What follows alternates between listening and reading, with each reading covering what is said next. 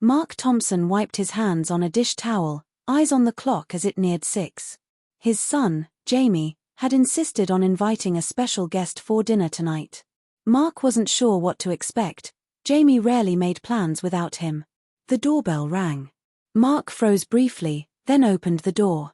A woman stood there in a sleek navy coat, holding a small bouquet. Her smile was polished, warm, the kind you'd expect from someone used to boardrooms rather than suburban kitchens. "Hi," she said softly. "I'm Clara." Jamie beamed. "Dad, this is Miss Clara. She helped me when I lost my backpack at the cafe." Mark hesitated, then stepped aside to let her in.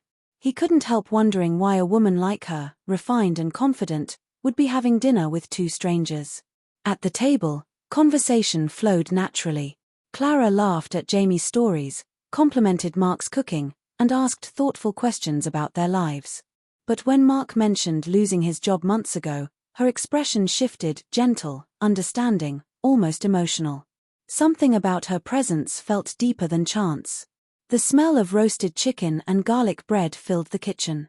Mark served dinner quietly, proud. Cooking was one of the few things that still made him feel in control. Clara's compliments were sincere. "So, Mr. Thompson," she said, slicing her chicken, "what kind of work were you in before?" "Just call me Mark," he replied lightly. "I was a project supervisor at a construction firm. Company downsized last spring." "You must miss it." He shrugged. "What I miss most is giving Jamie a normal life. Things have been tight." A meaningful pause. Clara glanced at Jamie, who proudly showed her his hand-drawn family restaurant menu. Her eyes softened. "Jamie," she said warmly, "your dad sounds like the kind of person any company would be lucky to have." Mark laughed nervously. "If you know any companies hiring, let me know." Clara's smile lingered. "Actually, I might know someone." Before Mark could speak, Jamie asked, "Miss Clara, what do you do?" Clara looked at Jamie, then back at Mark. "I run a company that builds community housing projects. We're always looking for people who understand both hard work and heart." Mark froze. "Wait, you run the company?" "Yes," she said. "I'm the CEO of Bright Rise Developments." Mark was speechless. Clara wasn't just a kind stranger, she had the power to change everything. Titles don't matter at the dinner table. "Tonight, I'm just Clara," she added modestly. Jamie, oblivious to the tension, grinned.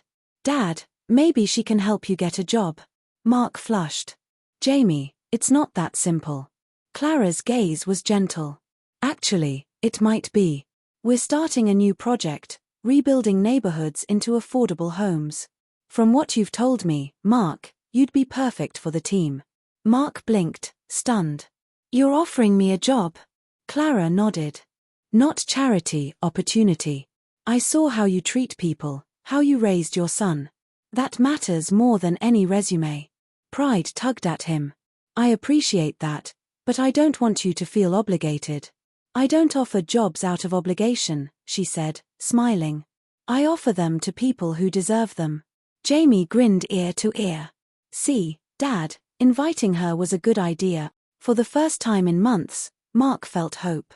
This dinner was more than a meal, it was the start of something meaningful. A month later, Mark stood outside the Bright Rise building, the sun glinting off the glass. He adjusted his slightly wrinkled tie and stepped inside. Clara had kept her word.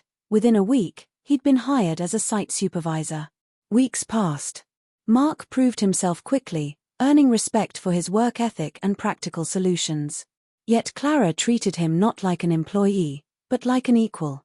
One afternoon, after the crew had left, Mark saw her walking alone through the unfinished homes. "You don't visit just to check progress, do you?" he asked. She smiled faintly. "You notice everything, don't you? It comes with being a dad." She looked out over the rows of half-built houses. "I lost my home when I was 16. We slept in the car for a while.